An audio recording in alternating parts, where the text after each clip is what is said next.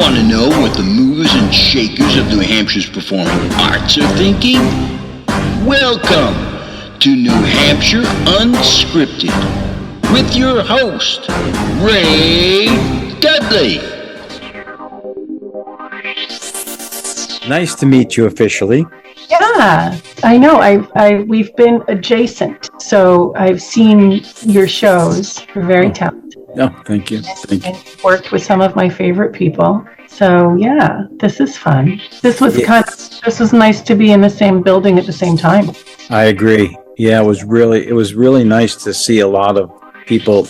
Like I didn't know Dwight. I didn't really know yourself. There were several others, and it was really a great chance to not only kind of meet them, but to see their work. Yeah. It was really cool to see how creative the playwrights were. Understatement right there, let me tell you. I've worked with Gary before, and I've worked with Greg before, and I've worked with, on the director side, I've worked with Brian, and but the playwrights, unbelievable for 24 hours to get plays of that caliber was amazing. I was stunned by what was put up in 7 days. Yeah. And I'm with you, the caliber. It was just, I watching backstage, I was just fascinated, the whole thing. And to know what had kind of gone on, the mystery of the whole thing. Right. And we'll get into that in a second. But first, yes, as is my habit, I would like to know a little bit about yourself. So, because you're fairly new to me. Yes. And so, if you wouldn't mind, let's talk a little bit about how you got the bug for doing theater, where that comes from, and kind of your journey. And then I want to know how you ended up with the stuffed bear. I've been acting since I was a kid, school plays to start with. And my library in Rhode Island had a program where, the kids who would go after school and in the summer, and we would put on shows. And I remember my mom used to tell a story about how she went to see one of my shows, and she got very upset because I turned white and I fell to the floor, and she had to be stopped from rushing. She's like, that is supposed to happen. So she said she knew then that was something I was good at. Job well done. Terrify your mother. And then in junior high and in high school, you did the musicals and so on and so forth. And I did take some theater classes when I went to UNH, but it wasn't my major, and I didn't keep up with it then.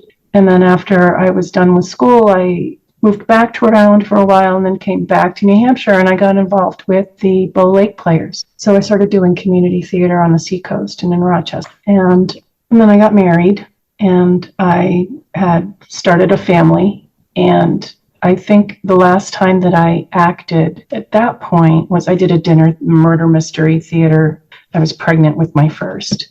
And that was it for a while, because after the babies came, I didn't have any time. I didn't have the support to be able to continue to do that. And when they came on the scene, they started. So, of course, this is something I'm fostering in my children. And they were at Beaver Meadow and here in Concord. And with Clint? Yep. Yeah. Yep. And so they were involved with the student actor program. And then we moved to Northfield.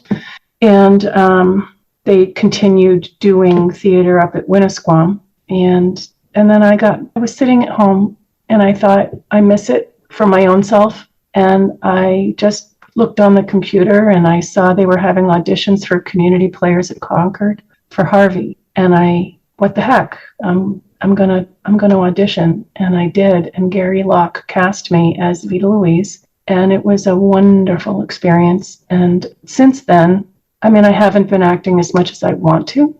Work and marriage and divorce kind of got in the way. But yeah, something that I really enjoy doing and I want to be better at. So I've done maybe 6 productions with the community players. You have? Yeah. So I've done Harvey, I've done Calendar Girls, Pajama Game, Shakespeare in Hollywood, Farnsworth, Experiment. We just did Not a Word. I think I'm missing something. Wait, you did, that was Wally's play? Yeah. Who were you in that? I saw that production. Forgive me. I was, Terrible. That's okay. I was Bertha Blankmind. Oh my God. That was me. I didn't recognize you. I was wearing a very funny wig. But yeah. I thought he did a wonderful job with that. I thought with the ending, with the exposition at the end, and I told him it was a little bit long. You're right. But boy, otherwise, I was surprised. Talk about another playwright, right? Right. Yeah. And it was a joy, that production. All my castmates are wonderful, wonderful people, very talented. The script, so it was fun because Wally was directing, he wrote it, and, we'd come in with new pages. Yeah, I'm shocked. So I had my script was kind of like paper clipped together to replace the things that we'd already had rewritten. And at the production party, he had basically had all the changes finalized and printed out in a final form, and he gave us all new scripts. How thoughtful. Which was nice. But yeah, no, that was a lot of fun. And honestly, the set was just a joy to work in. Honestly, the Audi itself is always such a pleasure to act in.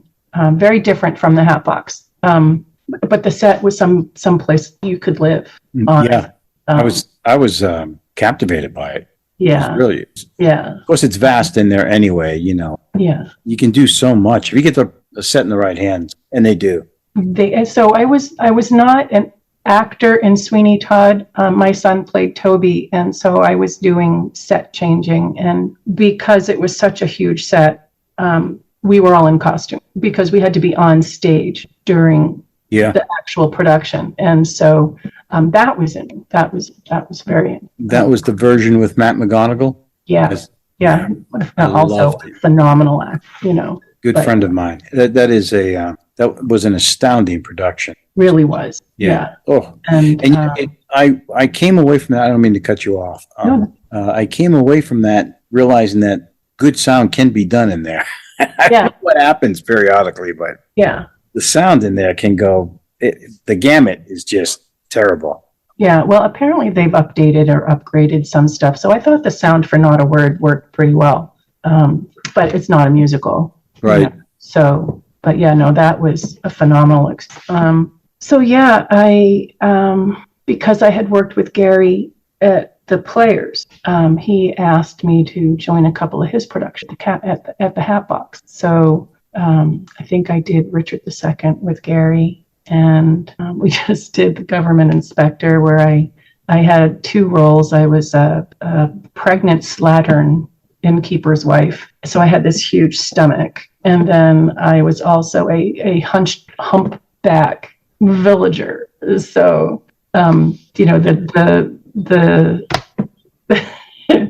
costuming was make me look as terrible as you can, and they did, but that was a lot of fun. And Dwight was in that. And so someone else said that too. So Dwight and I had acted together in that show, and so when it came to the 7-day play, we were already familiar with each other, and he was a wonderful scene partner. We will get to that. Yeah. Any plays over your career that stand out for you that roles that you played that you were enamored with, or have you not reached those? Well, I really loved playing Mari in Calendar Girls. She is a conflicted person who is in charge. She has control issues. She puts on a big face about, being very confident. But she had a really nice scene where she kind of opened up and was vulnerable. So you kind of got to see the inner workings of her mind. So she's not just, a Karen who's large and in charge. She had depth, and I enjoyed that role a lot.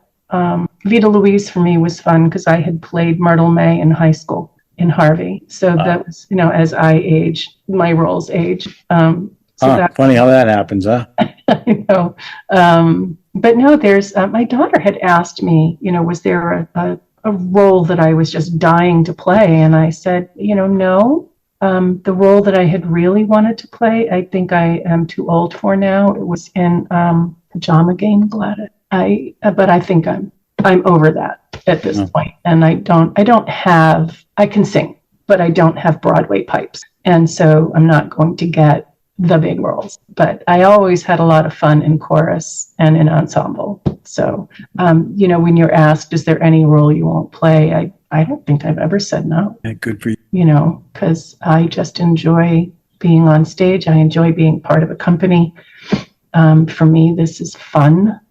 Even if I've had a terrible day at work, and I do have terrible days at work, to go to rehearsal and to get to play with my friends is very satisfying. What type of an actor would you say you are? Do you lean more towards drama or physicality or comedy? Where would you place yourself? Well, gosh, I don't think I've ever thought about it. Isn't that fun? I think I probably play more comic roles than very serious roles. Although I worked with Carrie in When Colossus Falls for Dark Tongue for New World Theater. And that was a very serious role, and that was very satisfying. I like to think that I'm not just one thing or the other. And with Bertha in Not a Word, so she was a comical figure in her first scene. And in the second scene, you did see a vulnerability. You did see a more serious side to her. And so I like those kinds of roles where it's not just one thing or the other. I can play unintentionally funny and with depth. So I guess, yeah. So that was Mari. That was also Bertha. Really, as far as the Hunchback and the Pregnant, that's pure comedy. You can't. It's farce, and it better be comedy. I know. Let's fingers crossed. Yeah. Let's hope I was funny. Let's hope I make people laugh. But like growing up, Carol Burnett was one of my idols. Oh. Yeah. And she had a range. So yes, she was really, really funny, but she could also be very poignant. Yeah.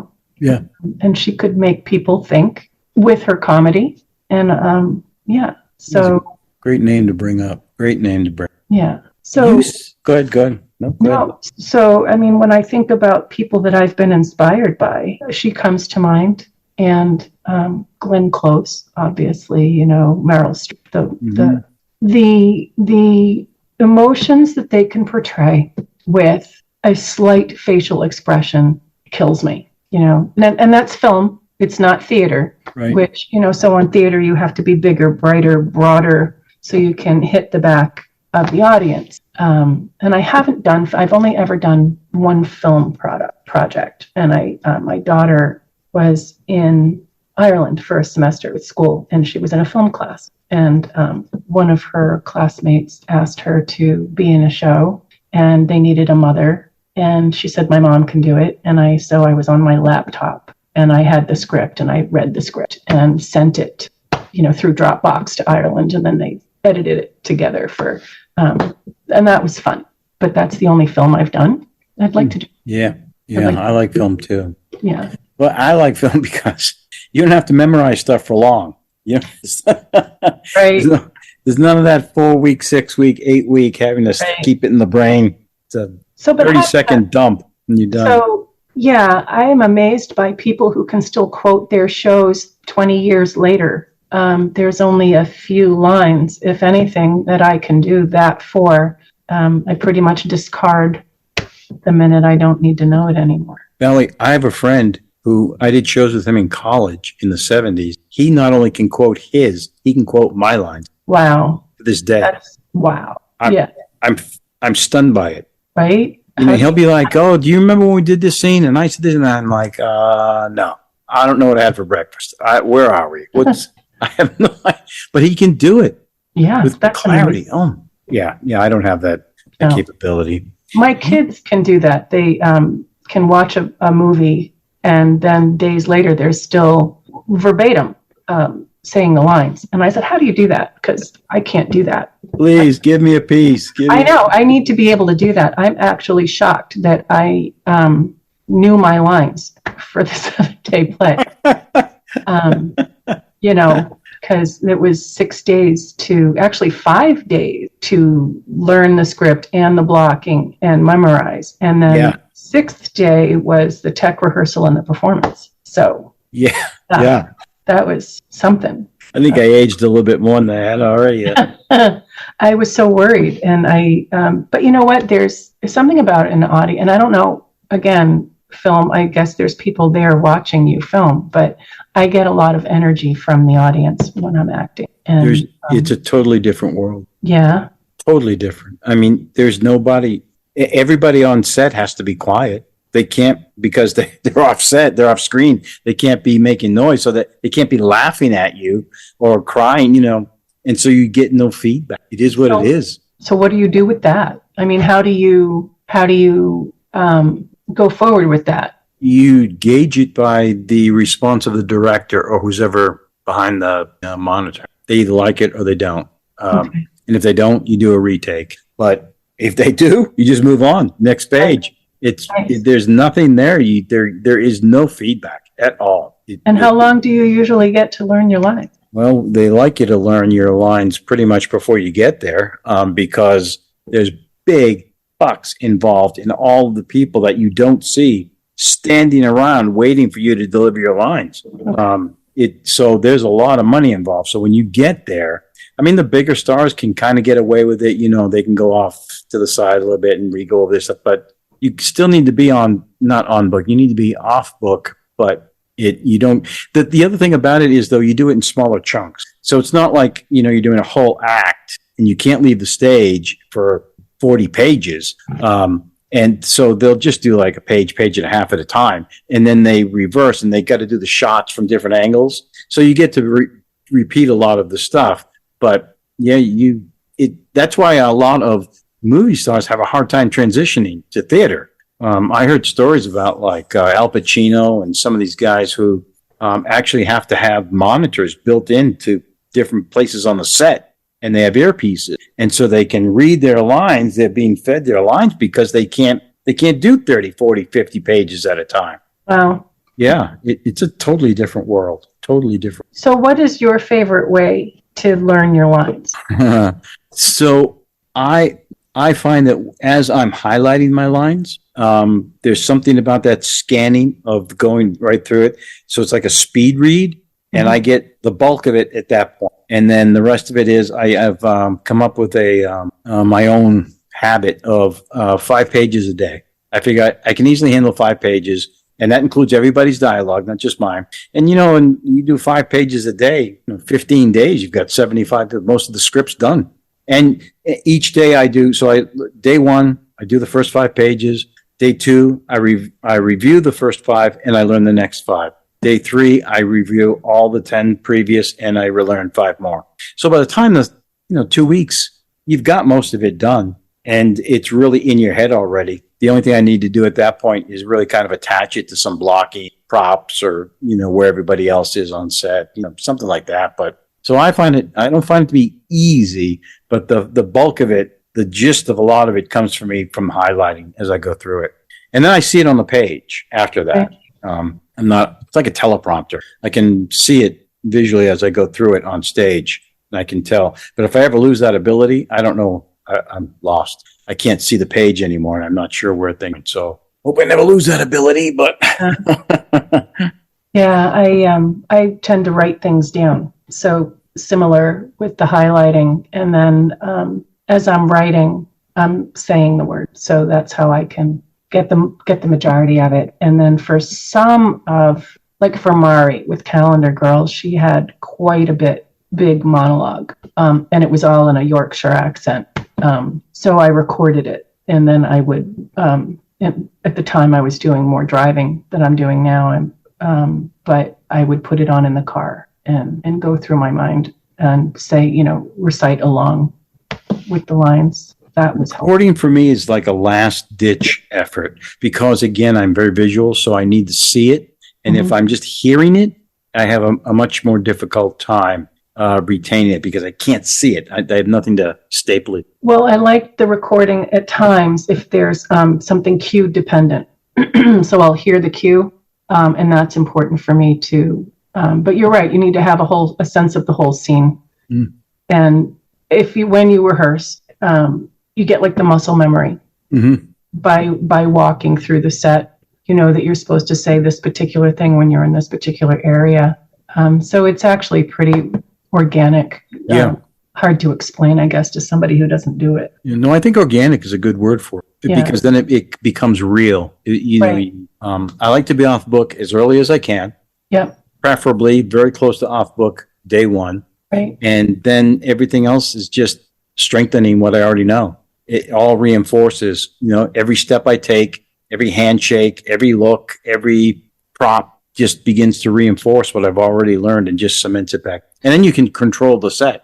You own it. So when do you find that you're inhabiting the character? So right from the get-go, I already, once I've highlighted them and I can kind of see them and know what's going on, I've already started developing some type of basic format for the character. And then when I said about those 5 pages a day, it's during that process that I'm re-going over lines, re-saying them different ways to see what that character, how I think that character would say every sentence. And I mean every sentence. I go over them and over them so that by the time I hit the stage, I not only believe that that's what the character said, that character would not, in my opinion, say it any other way. And I own it. Okay. And I spend a lot of time doing that. So that, for me, that whole process of learning is not just a matter of memorization. It's true character development. I'm thinking a lot during that process about are they very vocal? Are they quiet? Where would they hit these different words? Where would they hit these different parts of a word? A syllable, a vowel. What's happening here? When are they quiet? When are they not? Are they? I just really that whole time. The only time it really changes for me after I've learned them is if I have an interaction with the character on stage that I wasn't anticipating and I need to modulate something different or adapt it to meet that character and what they're giving me. And that's why it's so very important. New people, be off book as soon as you can.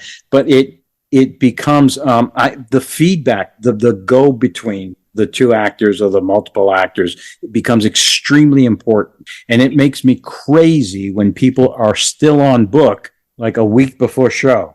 Right. Because they're not going to give me until some ethereal date their final presentation. And usually it's a piece of crap because they're not comfortable with where they should be as a character. They've just gotten off book. How can they possibly? So that's where I find it. I like that moment when you're pretty confident in your lines, you're off book, but you're still new to the set, and you can still find things to play with in the character or with your scene partner. And just like for Not a Word, Bertha had a lot of stuff in her hands.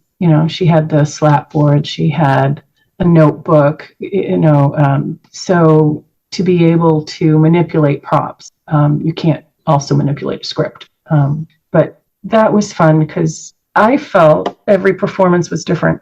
There were things that I emphasized or that she kind of came out with while I was on stage that kind of took me a little bit by surprise. And just the way, because the lines didn't change, but the way I said them did. In the final scene, there was, I think on our final performance, it just suddenly dawned on me that some of her lines, when she's talking about deciding to take her life into her own hands, was echoing, and I don't know why it hadn't occurred to me before, but it was echoing what Kai Heish had said as the director, why he wanted to be a director, why he came. And so I think on the final show, when I was saying the lines, and I hadn't done this before, I turned around and I looked directly at Kai, and I was talking to Kai. Saying the lines I had been saying before, but it was like, this is me too. I see you. This happened to me too. And so that was different. And who knows if we'd had more than 3 performances, if that would have continued to develop. But that's the one downside of those big, beautiful sets and being at the Audi for the players is you get 3 performances. Whereas at the Hat Box, you get 9. That's fun. Yeah. And that's cool. Yeah. I had 2 things that stand out for me personally in my evolution as an actor. We were doing in college a month in the country, and I was playing the tutor. And there was this scene that I was playing with the woman I was tutoring, the girl that I was tutoring. And we were playing it a certain way. And then this was down in Boston. And there was a snowstorm. And we couldn't get to the college where we were rehearsing. So we had to go to somebody's house to rehearse. And in order to do that, we were downstairs and we needed to be more quiet because they were listening to TV or something up there. And so that event changed the way I played the scene because I had read the scene erroneously, I'm pretty sure, very upbeat, very bright, very gregarious. But when we quieted the scene down, it became very different. Very, very different. The intimacy that was supposed to be there after we discovered it, and we had pulled us back. But when we finished that scene, we looked at each other and we almost couldn't breathe because it was just a whole different play at that point. So that's one thing that happened for me. And another thing that a habit I had developed, and it's harder to do these days because of set time. But when I was in college, we used to stay after everybody else had left. There were 2 or 3 of us who would stay, turn the set lights down lower, and just stay for another hour or so on the set. And we would bring in food and drink and just sit there like it was our house. And what began to happen for each play that we were in, you develop a real intimacy with the set so that you're not worried about tripping over a carpet or a cable that's buried under something, and you walked around, spent hours on these sets, and they became second. It was like living in your home. You know, you can almost turn out the lights in your home and know where everything kind of is, and that bolstered all of the performances because you didn't have to worry about stupid things. You know, did somebody move the chair 3 inches? And isn't there an end table supposed to be there? It became real. It made the scene more real because you weren't hesitating to do something, to move somewhere. You lived there. Right. That's pretty cool. It was for me. So yeah, let's talk about 7-day plays. Okay. And I appreciate all the info you just gave me early on. Oh, no, you're welcome. I'm fascinated by actors, their energies that they put into them. So you volunteer. Gary pulls you in, kind of gets the lasso out, asks you to be a part. It was Aaron. Aaron asked me. Oh, I thought you said Gary did. No, well, Gary asked me to be in a couple of his shows, but Aaron asked me if I wanted to do the 7-day play. I know. So when we were doing Final Reel, which is, I think, the first show that I did with Aaron, he had been doing the 24-hour or the 1-day play, or it was a film. I can't remember. It might have been both, that he's done both. But he'd been talking to me about it, and this was a couple of years ago. And so when we were doing Government Inspector, he was talking about maybe doing a 7-day. And I had said, well, that sounds good. And then he asked me to act. And I said, yeah, I'd love to, because I want to do more. And I thought, obviously exposure is key. People need to see you to know what you can do. And I thought this would be a good way to push my boundaries, to expand my skills, and have fun. Did you have any trepidation about it at all? No, you know what? I probably should have, but I didn't. He asked me and I was like, yeah, I'm in. And it only occurred to me after we were in the theater and people are like pulling cards that I'm like, oh God, I have no idea what kind of show I'm going to end up in. Interesting. But it was only then that I was like, hey, what is this going to look like? Yeah. That whole process of finding out who you're with was pretty fascinating and novel, in my opinion. And the whole prop table was a hoot. Yeah. Did you see him pull out the bear? I did. I was like, oh man, this is gonna be fun. So did you see Government Inspector? For some reason, in the back of my head, I think I did, but you're the probably second or third person to bring it up. And for the life of me, I cannot recall. I seen it up at the Winnie, but I don't recall seeing it at the Hampton. Well, the reason I ask is because Gary Locke directed that. And they were supposed to be a bearskin rug. And basically it was a flat teddy bear that was very large. It was a rug, but it was like a kid's teddy bear rug. And he named it Benny. So, and Laura Hoagland, who was directing our section, had to do this little dance with this bearskin rug that's a teddy bear rug. And so when Greg pulled the teddy bear and I knew I was going to be in the show, and I was like, oh my God, it's Son of Benny is what it is. It's going to be something. So the fact that you brought up that tells me I have not seen Inspector at the Hatbox, because that would be something I'm pretty sure I would have recalled. Probably would have remembered that. So, yeah. Mm-hmm. But so, yeah. So, did you get chosen before Dwight or after? I think I was the first to sit down. We'll see, because I work until 6:30. And the way that Aaron had it set up was because we had the double, the earlier rehearsal times and the later rehearsal times, he knew I needed to be in the later rehearsal. And so that meant I was either going to be working with Greg or with Gary as the playwright, and with Laura or Mary as the director. And so I pulled the card and sat down next to Greg. So when Dwight pulls his card, were you like, yes? Yeah. Well, I mean, honestly, I like, I don't think I had a preference about who I would want to work with. I like meeting new people. Yeah. You might not know this because I'm pretty chatty, but I'm kind of an introvert.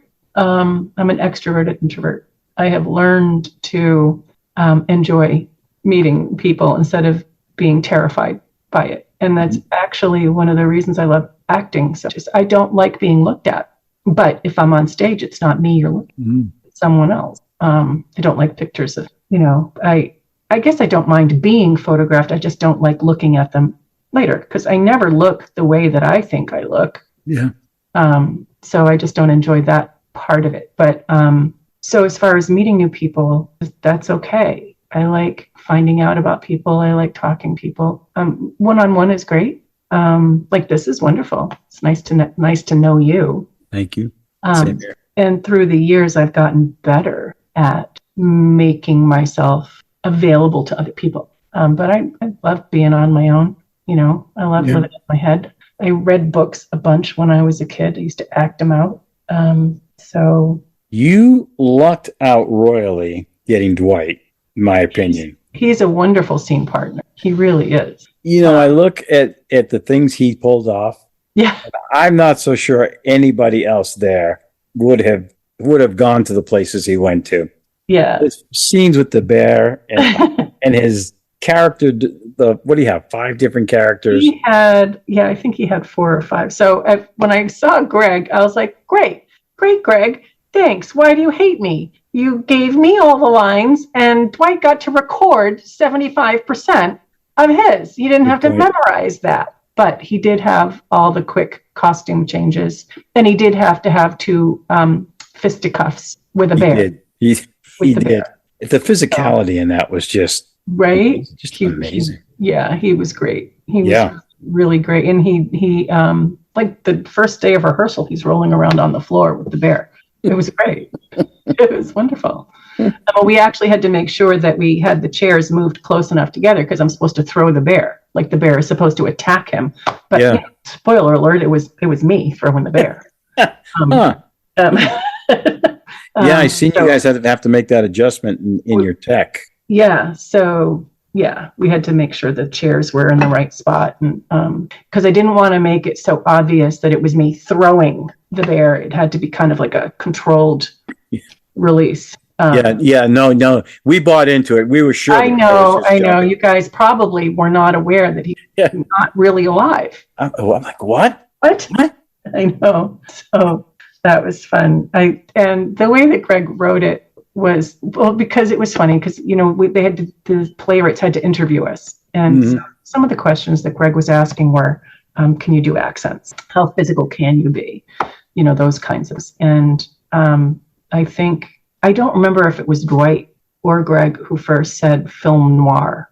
And the minute it came out of somebody's mouth, I'm like, oh, that's what this is going to.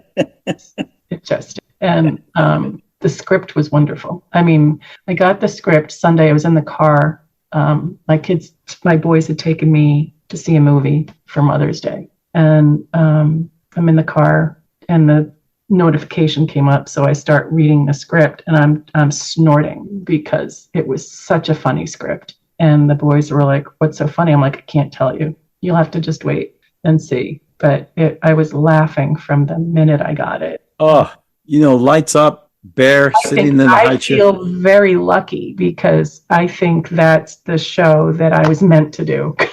Oh, it was perfect. Yeah. The high chair was a nice touch. That was our stage manager, I think, who suggested that because I'm tall and I was having to reach, and they said, "No, he needs to be higher up. We need a higher chair." And then we're like, "Well, let's get a high chair." And then that was really where that all started. A little cup of coffee. What was it like for you? Obviously, it's all camp, but you're actually talking to this bear like he's actually responding to you. And it's a hoot because you actually think you're getting answers, and all these things start happening. I know. It had to have been a blast in rehearsal to portray this very serious woman. Yes. Yes, who's taking the bear very seriously. And clearly. Apologies, detective. Attractive and confident and attractive. I like that in a man, and I had to remind her that I was a bear. So yeah, it was a little different than some of the other roles that I've done because it was very stylized. Played straight for laughs. Yeah. That's what made it. Yeah. She's totally bought into this bear. Yeah.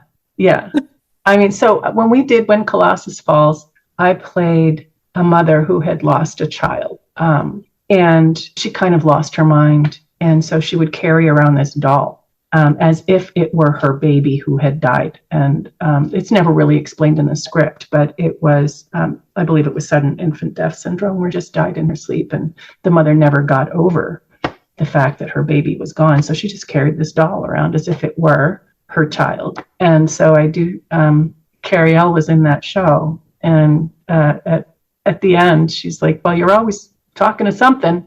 Oh, and I said, "Yeah, I still have Nellie." And she's like, "That doll's haunted. Why do you still have that doll?" Yeah. But yeah, so whether it's a person or a stuffed bear, you need somebody to play off. And the bear was a wonderful, he really was. The voiceovers were incredible. The voiceovers were really good. So that was Wednesday night. I think Dwight and Laura did the voiceover and then gave it to Greg. And so, but it was the first time. So he did a great job at syncing the voiceover. I was wondering how that was done. Yeah, with me. But it helped that he wrote the script, so he was very familiar with it. But yeah, so that was our tech. The majority of our tech was making sure that he hit the right button at the right time. And the 2 gunshots too, I think he timed pretty well, so yeah. So, and poor Dwight, I mean, our little fight scene, Greg described it as wicked sweet ninja moves and I'm thinking, Greg, do you not know me? Seriously, buddy, sweet ninja moves. Grief. So that was about as ninja as I could get. And I actually connected with Dwight's neck one night, and Laura's like, "Not the neck! Not the neck!" So apparently we have to work on this. So, yeah. Was there at any point, did you think it was too campy or that people might not really buy into the whole shtick? No, in fact, we were looking for ways to camp it up the whole time. Just, yeah. Yeah. So I mean, it was already absurd. So. It was, so let's lean completely in and take it over the top. And Greg came up to us afterwards and he said, "Wow, you did a really good job expanding what I wrote. Now I'm going to have to do a rewrite because Laura wanted the eye patch. And so the line was, I could see it in his eyes. So we had to change the line to, I could see it in his eye. You know what? It came across so well too. I caught it. I caught it at tech, and then I caught it again in the performance. And I don't know if anybody else did, but it played very well. Yeah. So just stuff like that. It's like, how can we make this even more ridiculous? The cigarette butts. Yeah. Crazy. So, and the whole thing was in the script was that she holds a cigarette that she never smokes. And at one point, I'm like leaning in so he can light my cigarette. It's up there, and he doesn't. So I kind of just like, okay, that's not going to work. I think I finally lose the cigarette when I karate chop the guy because it flies out of my hand. But so it was funny. When your tech was pretty easy, there were some, except for the chair distance, you guys had it pretty easy. Lighting was basically the headstone. You had to move that. Yeah. There was that. It was mostly the positioning and the syncing with the voiceover that could have broken if we didn't get that right. It would have been completely unbelievable because you would have been waiting. Yeah. And unlike when you lose a line and you're on stage with a live person, the other person can say something to bring you back into what it is you're supposed to say. Yeah. Well, that's not going to happen with Detective Teddy Cuddles. Huh. Who'd have thunk it? I know. So, but yeah, no, it was pretty funny. He got a little warm though, because you're holding a big fur ball. Under the lights. Under the lights. But yeah. You're lucky he didn't combust. I know. But so when it was done, the audience was howling. I mean, they bought in right away. And I've said this on a couple of the other podcasts. Aaron did a tremendous job sandwiching the whole day with those two comedies. Right. Yours they lights up, the audience is in. Right. They are in.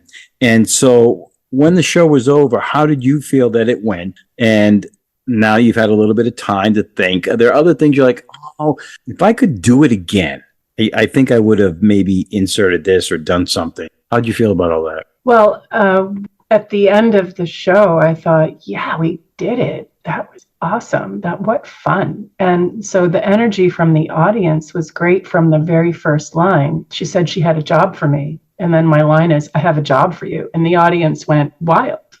And I thought, okay, they're going to get this. And it's funny because it's such a tight space. Yeah. That you almost have to work to not look at the audience. But I didn't really have to work to not look at the audience because I was completely focused on this affair. And so it wasn't until I heard a particular laugh that I realized, oh, I know who that is. My son was in the audience and I could hear him laugh. And because I was worried because he'd been in Boston and I wasn't sure if he was going to make it in time. So when I heard him laughing, I was like, oh, okay, you made it. So, but it was funny. And then my other friend, Paul, has a very distinctive laugh. And he said he didn't stop laughing from the moment the spotlight hit the bear. I'm telling you. Chair. So that part, it was really, it's like one of those shows that you do and you just feel so good about it. Yeah, there was a line that I didn't say. It got cut off, but it didn't matter because it was what it was. It didn't mess up anything as far as action. And Dwight, the reason I didn't say it is because Dwight said his line like as if I had said my line. So like right before I said my line, he said his, and it was fine. It was just like, so tell me again who you are. And he told me who. And what would I do differently? Would you, if you would? I don't know that I would. I was actually thinking, gosh, I'm sorry we only have one performance of this because I would love to do it again. So yeah, but I don't think I would change anything. No, I don't think so. Maybe get a little better at the fight scene that I'm in. Dwight did not need to improve on his fight scene. In all of his fight scenes were great. But yeah, as far as me, hitting him and grabbing the gun and then, boom. Yeah. Yeah, that I think I would like to be a little bit more practiced at that. But that was the only. Sometimes so you got to see the other three plays afterwards because you went first. But you know what? I didn't read them. So I know Dwight had read the other scripts, but when they all came out, when they all got posted on the board, on the, what's the word I want? Google on the up and the Drive. Yep. But I didn't because I didn't want to. I only had 6 days. Yeah. So, I don't want other words in my head. So I had no idea. I was like the audience. Yeah. I did not know. I know who was in what, but I didn't know what the subject of the plays were. And so that was kind of cool to see. The only difference was I was backstage watching it instead of up front. Mm-hmm. I did the same thing. Did you? I didn't read. Yeah, I didn't want to read them. Because I wanted to be like the audience. I wanted to see it live. Yeah. Not with something preconceived. Right. But man, and I was not let down. Ooh, right. My Everybody goodness. did a phenomenal job. Oh my goodness. You know, and I like, and the energy, you're right. Aaron did a really good job of showcasing the energy of each piece by the order he put them in. So yeah, it was kind of cool to see the more serious pieces. Yours, you know, with you and Deirdre was very touching, very moving. Thank you. So, you know, and then of course, after you came the dog training. Talked to Carrie L last night. Yeah. Oh, Carrie L, you're killing us. Killing us. That was just, and it was another classic. And it was perfect to end the evening or the afternoon. It was perfect. And honestly, I think the playwrights did a nice job of showcasing their actor. So Peter had you and Deirdre. So you guys are both very experienced and very adept and very emotion evoking. So I think that he probably played to your strength. I agree with you. You know, I think it happened in all of them. Yeah. I mean, again, I don't know who could have replaced Dwight. You were perfect for the straight femme fatale. Right. And I would not want to have been Ian doing those monologues as the wherever that. Well, you know, and here's the thing, you know, Kelsey is the MVP as far as I'm concerned. I'm with you. Day play, because to take that role and learn it to be mostly off book in 2 days. 2 days. Yeah. That's amazing. Amazing. And she did a beautiful job. We're all struggling with 7. She comes in 48. Right? So I said, thanks a lot. Thanks a lot, Kelsey. Yeah. Way to make us feel bad about ourselves. Yeah, here we all trying to commiserate together, you know, about how tough this is. 7, you know, oh my God, how's it going to turn out? She's like, yeah, hold my beer. 48 hours. I know. Now, I think it helps that, you know, she lives with her scene partner. That probably didn't hurt. It might help. It might have helped, but yeah. But no, to do that is, and it was a very, what is the word I want? It was an intelligent script. That's not the word I want, but it was. Yeah, I know what you're talking about. It was, so it had emotion, but it was very cerebral. Yeah, that's the word I want. Thank you, cerebral. But also very emotion provoking. Mm-hmm. You know, when she's complaining about her husband, and then she thinks everybody's gone and he's still there, and you know, it's nice to see. It's very human nature. You know, you're going to bitch about the people that are closest to you when they piss you off, but at the thought that they might not be there, and that's eye-opening. Yeah. And I thought, portrayed that so beautifully. I was caught off guard by Gary's play and by Carrie L's. Yeah. Gary, I didn't expect that level of thinking. I kept thinking the whole time, where's this going? Who is this guy? You know, I was caught in there. I was expecting more slapstick kind of stuff. So knowing Gary and it never happened. And then Carrie L, I know Carrie L fairly well. I was not prepared for the art of dominance. I was not ready for what came out of it. The actors did a nice job there too. You know, and I haven't worked, I forget the actors. Ryan, Amy, and Deb. So Ryan was understated, but very believable and very funny. Yeah. And, you know, Amy's always, I've seen her in a few things. This is the first time I've worked with Deb, but yeah, I thought it was all really good. Oh, and it built so well. And of course, the audience being in on the gag. Right. Just reinforced, you know, how funny this thing really was. The ridiculousness of this man. It was very funny. It was very fun. And again, the playwrights owns, and that was Carrie L's first play. I know. Right? Yes. So, yes, her and Peter. Right. I didn't realize Peter was a first time. I did not either. I was surprised to see that he was on the list. I couldn't, because he's been around a long time with Kapow doing all the, I would have thought for sure he had stuff that he had written. But Shows you what I know. Not anything. Has that something that you aspire to do at some point, right? Never. No, Never. either. I'm quite content being old, fat, and an actor. I'm right there.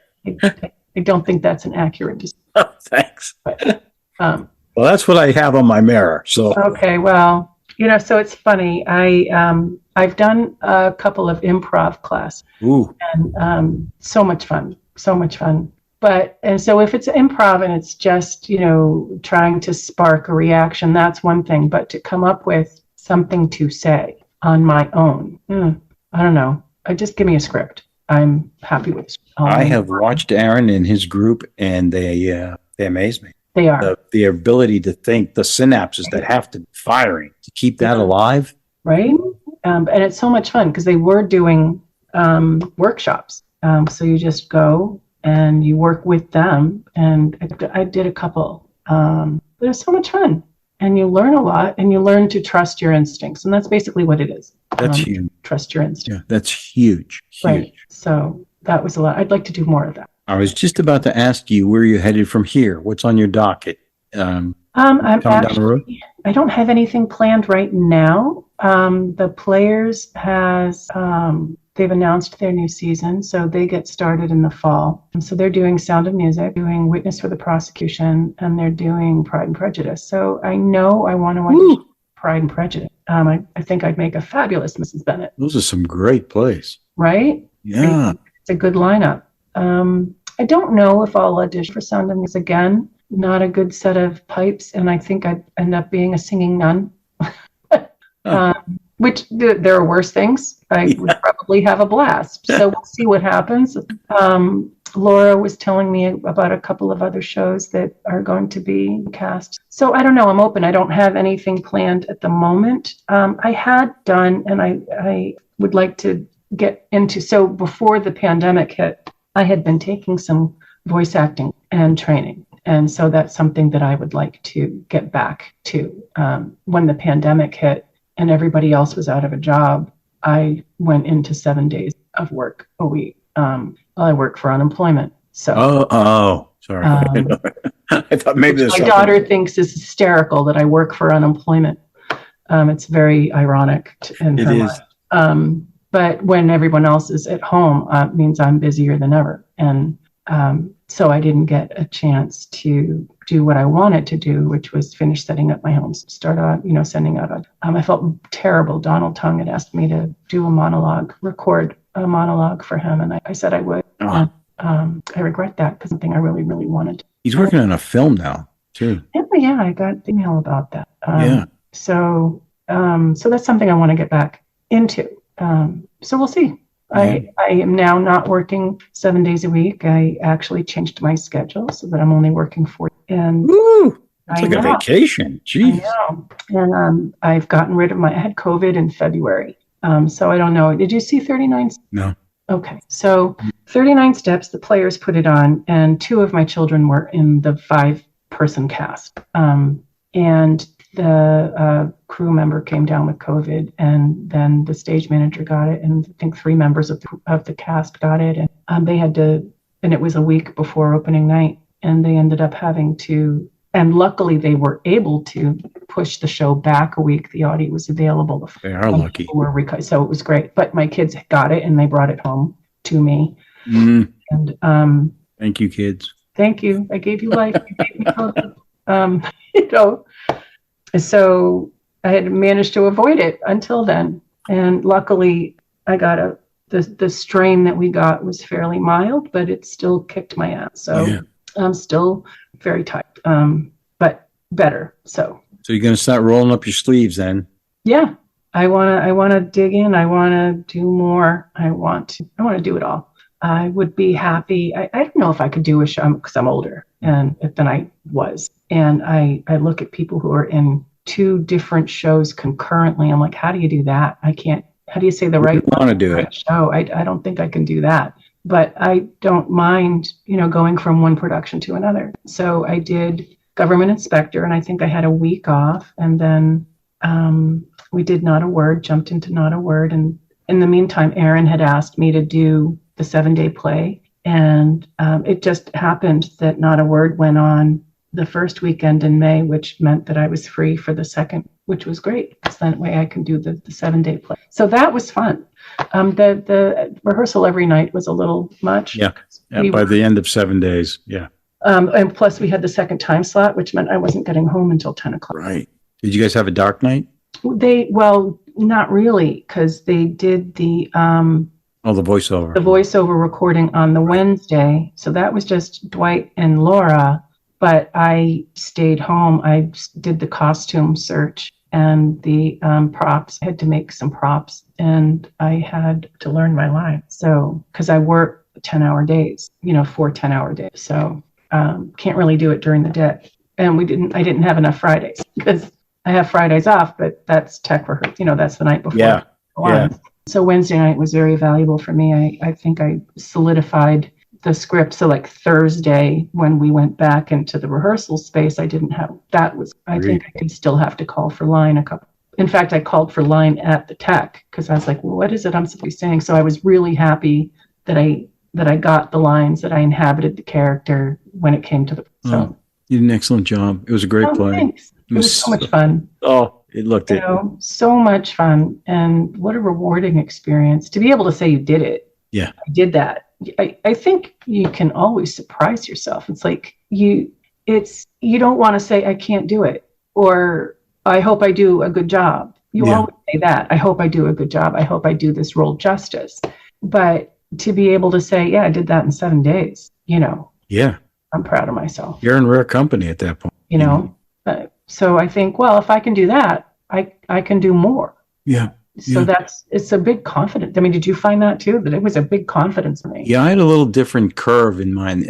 Not a learning curve, but just a emotional curve where I had started out I had told Aaron I would do it, as a friend. I'd be happy to do it.